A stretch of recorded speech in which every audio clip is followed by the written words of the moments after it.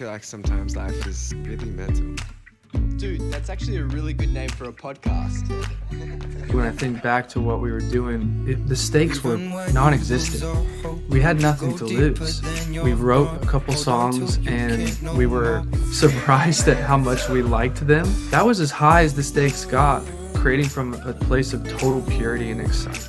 Welcome back, everyone, to Really Mental, where we want you to know no matter who you are, you're not alone. Today we have an amazing episode. We have the pop rock band LANY, who are based in Los Angeles, and they are Paul and Jake. We're going to be talking about letting go and just opening yourself up to creativity again. If you like this episode, be sure to rate it 5 stars, follow us at Really Mental Podcast, and share it with a friend. I want to ask you, Will, before we get into it with the boys, have you ever held on really tightly to something and it has blocked your creativity? Yeah, definitely. I feel like one of my New Year's resolutions was actually letting things come to me more. And at the end of September, like we are now, I actually don't feel like I've achieved that.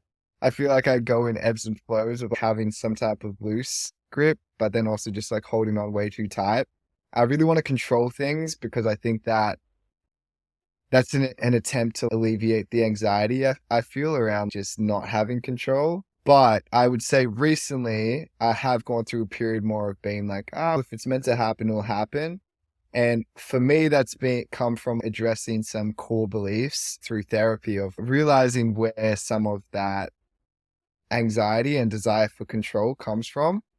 And that's helped me loosen up a bit more. So yeah, I'm really excited to see what the guys say because being in such a successful group like LANY, I'm really excited to welcome them onto the show. And yeah, if you enjoy this or think of someone while you're listening to it, make sure you send it to them and maybe it could help them as well with this. All right, so let's hop into the episode with LANY, Jake and Paul. Welcome to the show. So excited to have Jake and Paul from LANY with us today. For those that are listening, could you tell us a little bit about who each of you are and what LANY is as well? My name's Paul. I'm in the band LANY with my boy Jake. We are releasing our 5th album called A Beautiful Blur next Friday, September 29th. We love to make music and we love to play music. We love our friends and our family and we love people. Beautiful. Beautifully said. And when it comes to like, I guess, even finding music, how did you both figure out that that was your purpose in the first place? For me personally, my mom just put me in piano lessons at the age of 5. Wasn't really a conversation. It was just like, we're starting piano lessons next week. And from there, I was classically trained for 13 years. But I didn't really fall in love with music until maybe middle school. And I started watching like MTV Unplugged and stuff. And started kind of trying to write my own songs. And that's when I really fell in love with it. So I think like once I got into high school, the dream was to always be in a band. And the dream was to like be in the band with people I love. But I didn't know anyone that I loved and wanted to be in a band with me. So I just kind of kept hustling and dreaming and writing and trying to get better at my instruments and stuff. And then I eventually met Jake. For me, it was like a little bit of a mixture of movies and church, how I started, because I saw the movie That Thing You Do when I think I was 11. And at that time, my brother, he's 3 years older than me, so he's 14. So he was at youth group.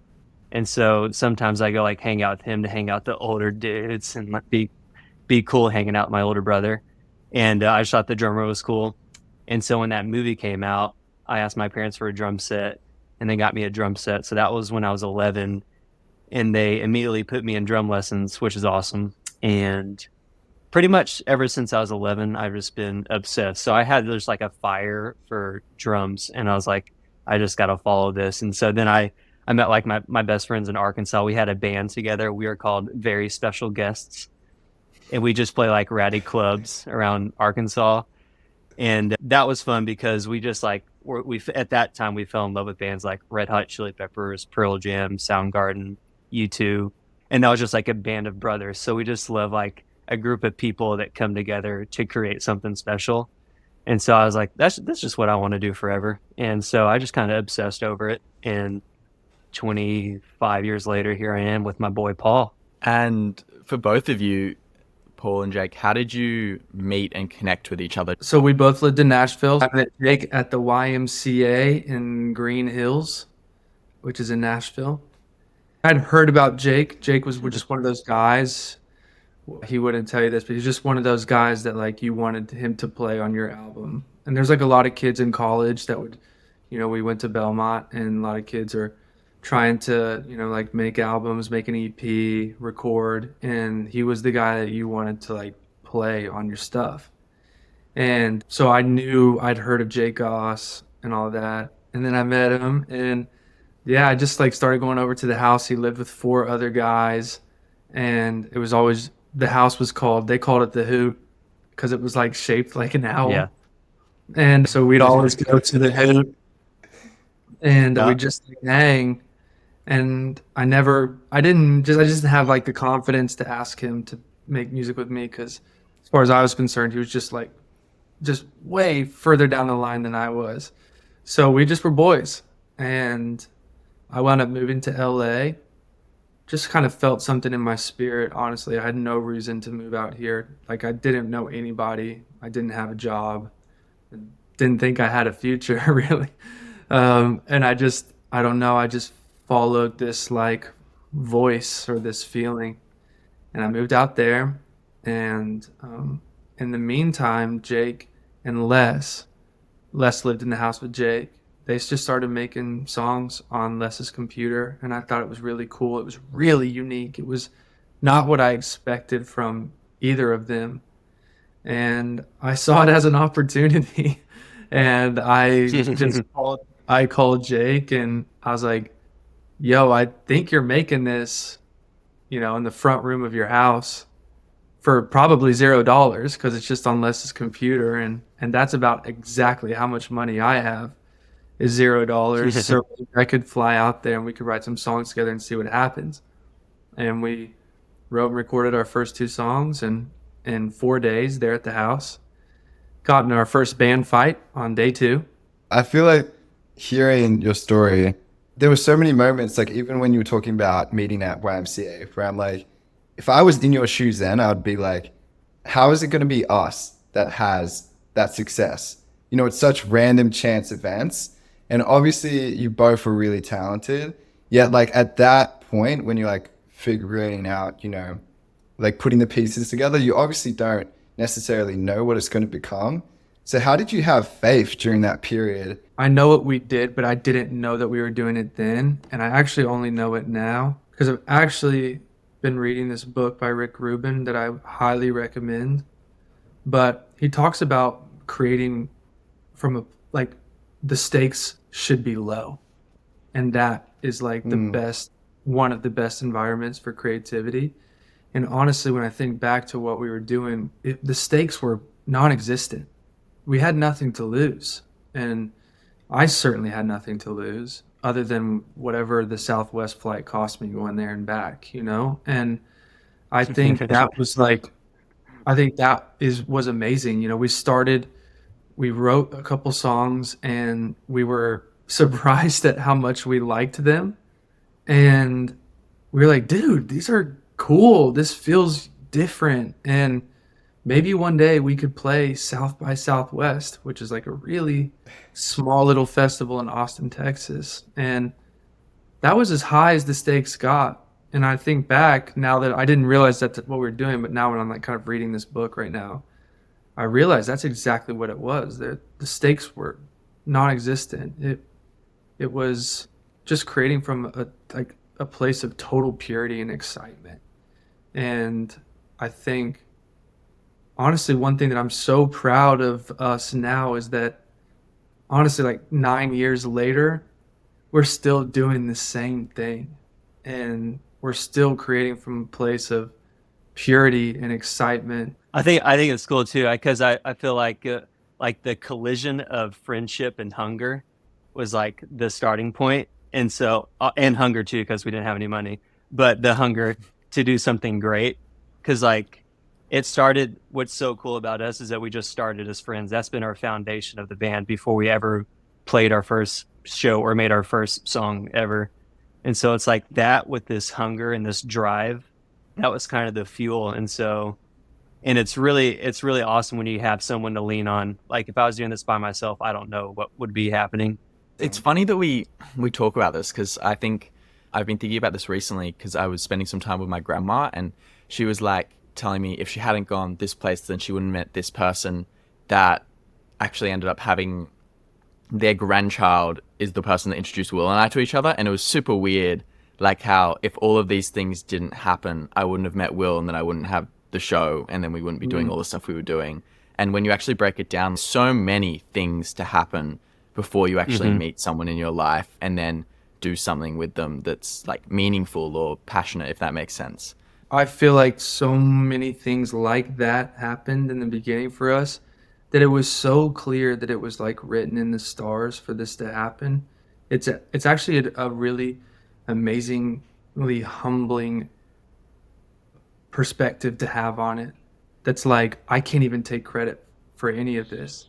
This is so Yeah. clearly supernatural, and th- everything came together in its perfect way.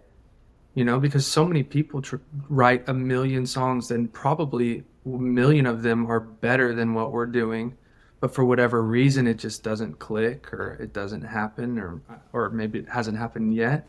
I love what you said as well, Paul, about letting go. It's like surrendering. And even as you were speaking then, that's sort of a similar sentiment because it's like not even trying to like, I guess, conceptualize where you guys are at because it's hard to do that sometimes, especially when you're looking at numbers or like I'm sure even playing to like the amount of people that you play to. It'd be easy to try and hold on. I feel like as like growing up, like I've definitely been trying to like strengthen the muscle of like surrender and letting go. You guys mentioned surrendering, and I know, Paul, you mentioned there was a point where you were holding on really tightly. What was that like, and how did you kind of get back to a place where you could surrender again for both of you? Well, when you hold on to something really tight for a long time, you get tired and you become exhausted, and you most of the time you don't get the result that you were hoping for. And I think there's like a certain point where you just go, you have no choice but to let go, right? And yet, part of kind of growing up is realizing there's so much not in our control. And we can do, but there is also a lot of things in our control. I think that like we have to take responsibility and we have to like to the best of our ability make the right decisions. But outside of that, the result oftentimes, I have no idea if anybody will listen to this album we made. I can't control that. I can't control who listens to it, who might share it, what that might, the domino effect of that might be. I can't control if anyone's going to want to come to our shows or not. I have no idea. All I can do is do my absolute best, you know, make myself proud, make God proud, take care of like my friends and my family, and I guess cross my fingers and just hope for the best, right? There's just so much that, you can't make happen for yourself. And that's really like a freeing place to be. It's like you can take a really big deep breath if you can finally come to that place within your spirit and your heart. So I think that's how it looked for me.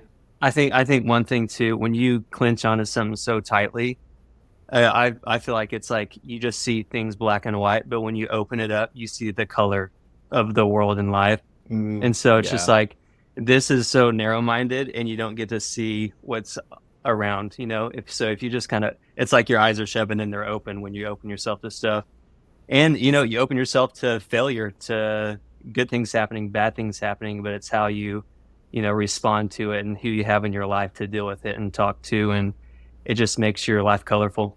what advice would you give to your younger self? It's so funny that we're talking about living open-handedly, but I would actually go back and protect like the pearls of my heart. Living openly like this is one thing, right? Like it's not holding on too tight to what you have. I guess maybe in like career sense, maybe. But make no mistake, there is things that you should protect, like your heart, Mm, and like who you decide to trust and who you decide to let in, because not everyone is worthy of that. And wearing your heart on your sleeve can sometimes come back and bite you. And so I think if I were to go back, I'd be a little bit more like I'd be a little bit, I'd protect my heart. I'd protect like my thoughts and my purity. And I think I protect like, yeah, just who I share those things with maybe and who I let in. But all totally. that to say, I love where I'm at and I love all of the like lessons I've learned along the way. So I don't know. I think I do have regrets though, because anyone says that they don't have regrets is lying. Yeah, I wanted to ask you, Paul, because it was really interesting from a personal level to me. How have you learnt to protect those areas of yourself? I think just like saying less, honestly. I know it sounds so silly, but I don't need to tell just anyone everything. Like, Yeah. my I don't need to just lay it on the line for everyone. Someone I just met or someone I met like a week ago and I'm like really excited about, them or whatever. I think like slowing down and just, I don't know, saying less. Sounds kind of simple, but it's not actually easy if you're somebody who is a verbal processor like myself. I gotta like almost Yeah. talk it out before I know really exactly how I feel. I mean, there's been multiple times in my life I say things out loud. I'm like, now that I said that, that is so stupid, and I don't mean that. And so like, but I don't know. I just don't think that not everyone in the world needs to know everything about me and everything about my thoughts and stuff. I gotta reserve that for people who deserve it. I was gonna say what Paul's saying there too is like it's like as we get older, another thing when I was younger, it's like really, attach yourself to discernment and loyalty.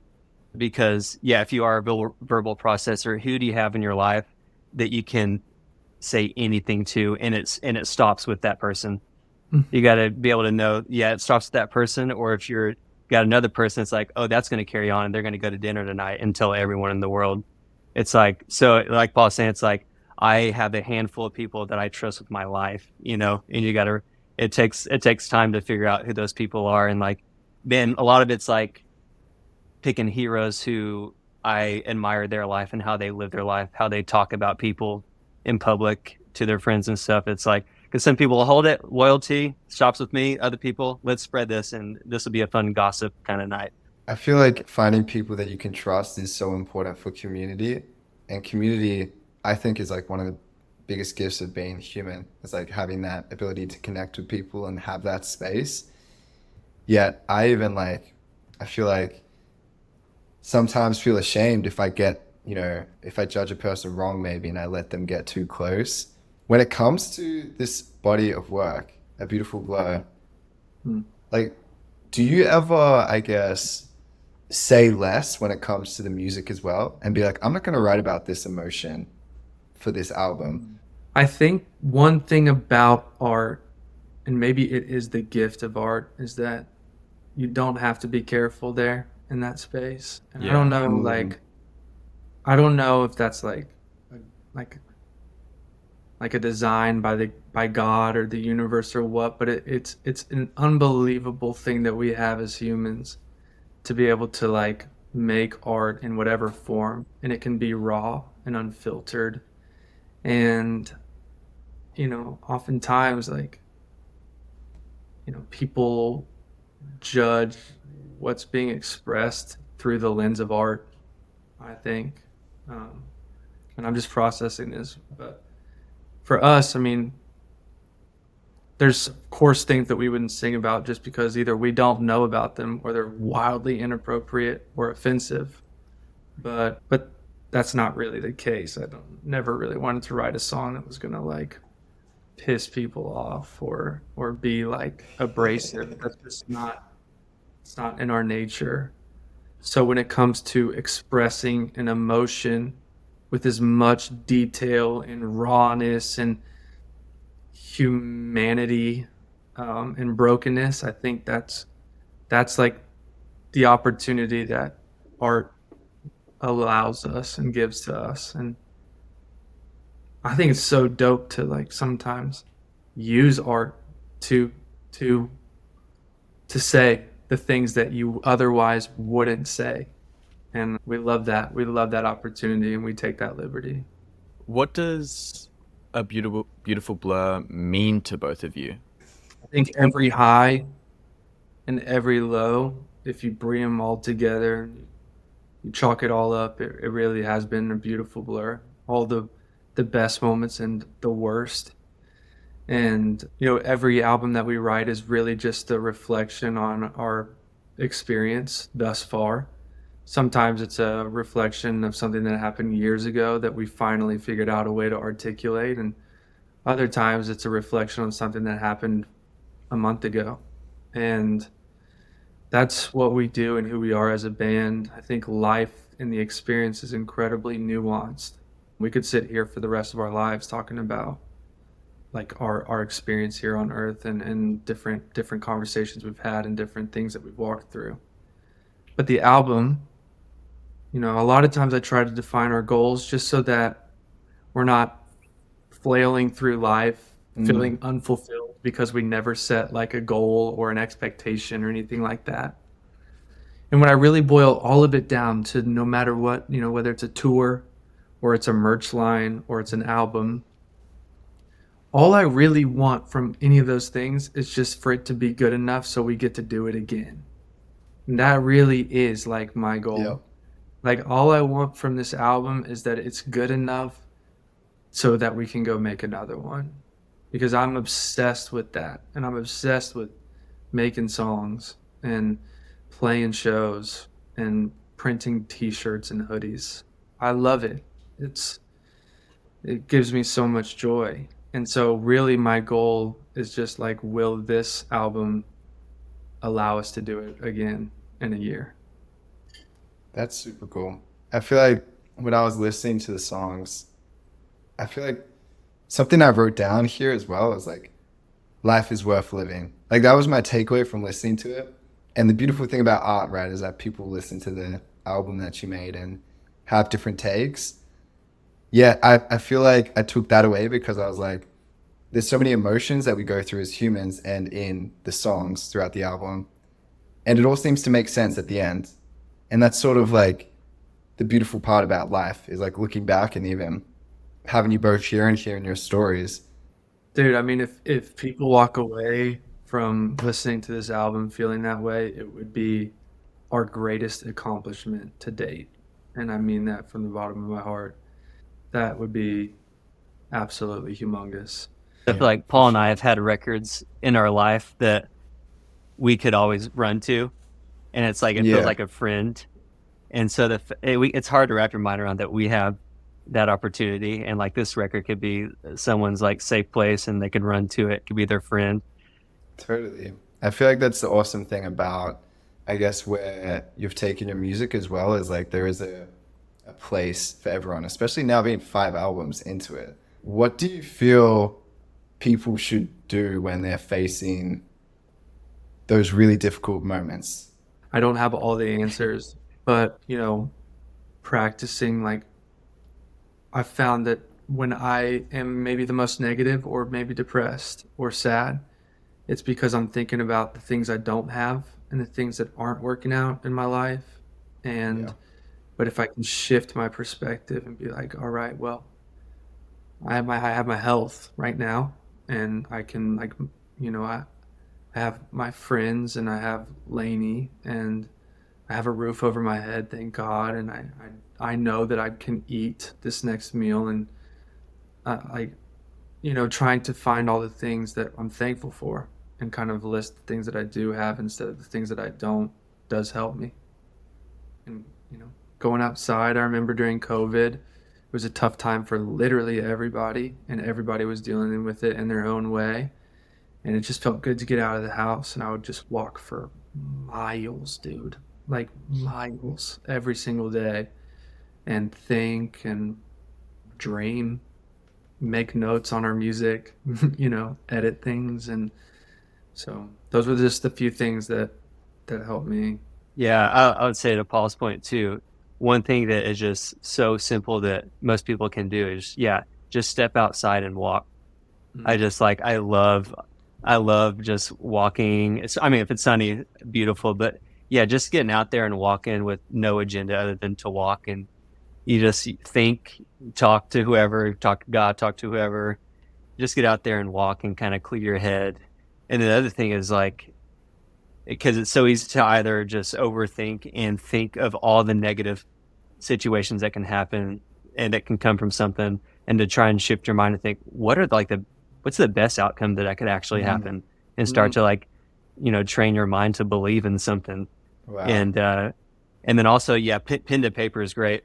I started journaling a little bit on this past tour, and I just had the day, I just want to make 2 columns, because I was telling Paul, I heard Chris Martin in an interview one time where he just on a piece of paper wrote everything he was so pissed about and that makes him angry, and then he just burns it, I and he's just love done that. with it. And he's like, it like sets a tone for the day. I get rid of that negative stuff, and then I just focus on, what's ahead. And so I just made a column: one's pain and one's praise, and just kind of the pain, Oh, just jot it down, get it over with, get it out yeah. of there, and just write down things I'm grateful for and that are awesome, and just kind of like shift my mind there if I'm like feel a little foggy and sad, to just try and turn it around by taking action. I think that's really, really great, and a tangible thing people can take away as well to try out to see if it works for them. I wanted to ask, you guys have mentioned throughout the chat God and faith quite a few Mm. times. Where does God and faith sit for you guys, and does that help you when you're going through a tough time? Certainly.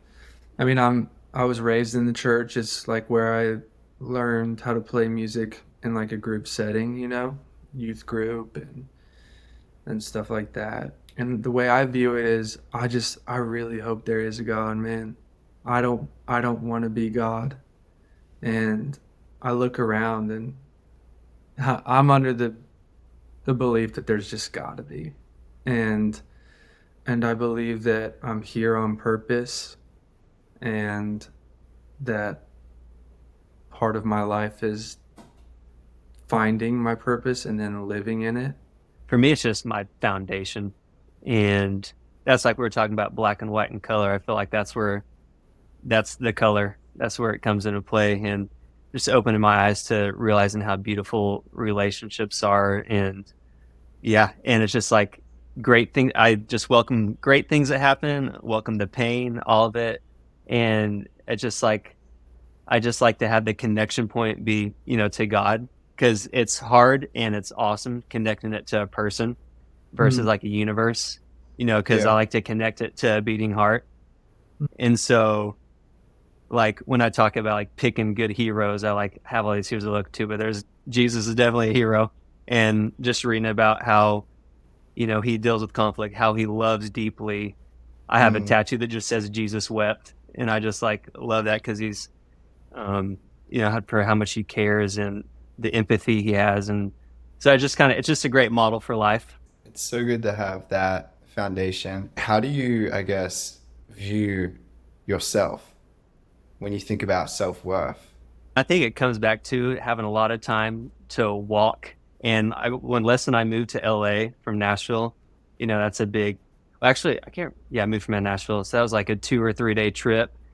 And we both are pretty introverted. So it was a lot of just time to think.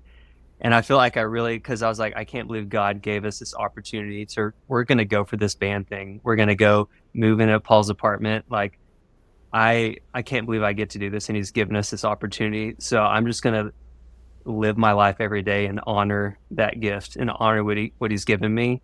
And for it to be clear when it feels like something that's not honoring that, to kind of nip it in the bud and address it within myself or talk to someone. But I just feel like it's really cool that maybe he knew, because we started the band when I was 27.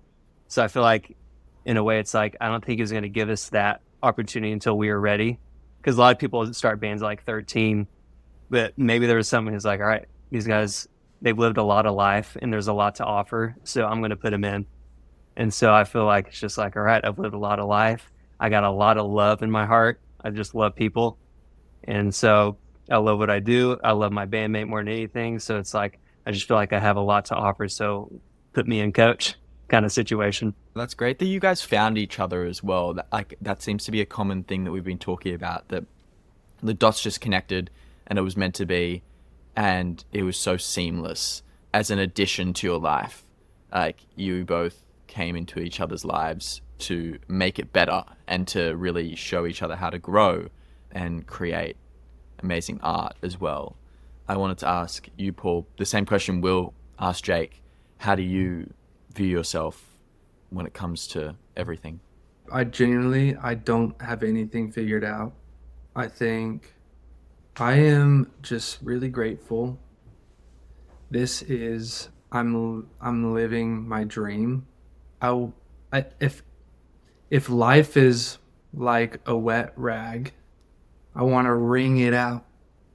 I want to get every last drop, and whatever that looks like, whether that's like going to a vocal lesson so I can get better at singing, or like trying to go surround myself with better songwriters so I can learn like how they do things and be around people that inspire me and challenge me so that I can be the best version of myself. To me, that's wringing the rag of life for every drop. And how can I like learn to live more selflessly? How can I give back to my community? How can I believe that I'm blessed to be a blessing. Like, I just want to, I don't know, just treat everyone in my circle and everyone I come across in life with respect and kindness. And, you know, I'm just a student, really. I just want to be a student in life, and always kind of learning and desperate to become better and evolve into a better person and become the man that I was born to be and meant to be. I think not many people have that perspective of wanting to learn and wanting to lead with kindness, I guess, and really experience life to its fullest. Where do you think that comes from for you? I mean, probably my mom and like we were so fortunate to be, raised in the homes that we were. I also just look around, and the alternative to that is to be like really arrogant and I don't know, it's not very cool to me to think that you're so cool and to like be really critical and talk down about people, and that's just like the least cool thing ever. I think the coolest Yeah. thing ever is just being like operating from a place of humility and dude, there's so many awesome people out there that are doing great things that I can find inspiration from. I just think my life is going to be a lot bigger and a lot fuller if I operate that way than the opposite. Yeah, I think a lot about it's like purpose in life is like just to put your like energy into just building things up, building people up, what you're doing up, your family, your friends, and just not any effort or any energy into tearing something down. Do you guys think you've found your purpose and you're fulfilling that? Yeah, there's no doubt in my mind. Like, it kind of goes full circle to how this band came together and how all of this has grown over the years. And I really can't take too much credit for it at all. It's clearly our purpose. It's clearly Yeah. why we're here on Earth. And I'm just so grateful and thankful that we found it and that we get to live and operate in it. And yeah, I really, there's not a single thing I would rather do than being LANY. Like, it's my greatest joy and honor in life. I absolutely love it. It's really beautiful. It's a beautiful blur. I wanted to kind of wrap us up and ask, if you were to give one piece of advice to those listening, what would that be? I would say prioritize your dream, prioritize what's in your heart, make time for it. There's times where we were working other jobs in this band, but I still found a way to prioritize what we were doing, even when we were working other jobs. And I would say just like stay very hungry and protect like the purity of it all, and protect like the innocence and don't be such a critic. There's so much you can learn from people, and try to find something that you like about everything. Yeah, that's great. Well, thank you guys so much for your time. I want to remind everyone listening today to go stream A Beautiful Blur.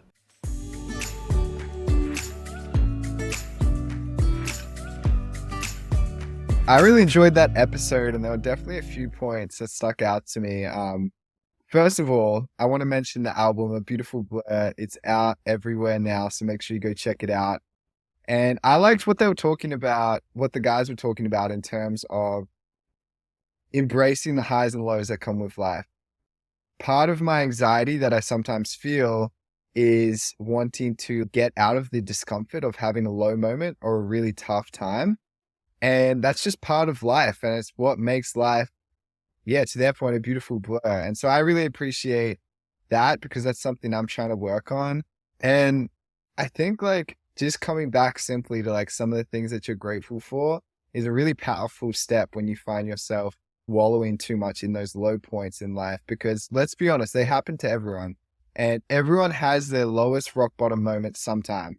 So when you're walking past the street, try to keep that in your mind, not to the point where you become fixated on it, obviously, but just remember that everyone around you is going through their own stuff. And so it's okay to go through it and to go through a tough time. You're not alone in that. I hope you enjoyed the episode with the guys. Jake and Paul were so amazing and like just great people, as I'm sure you can tell from the episode. And we're really excited to bring you another episode next week. Thank you for listening this far. And make sure you go and follow us on our socials at Really Mental Podcasts, and share this with a friend if you enjoyed it. All right, we'll see you next week.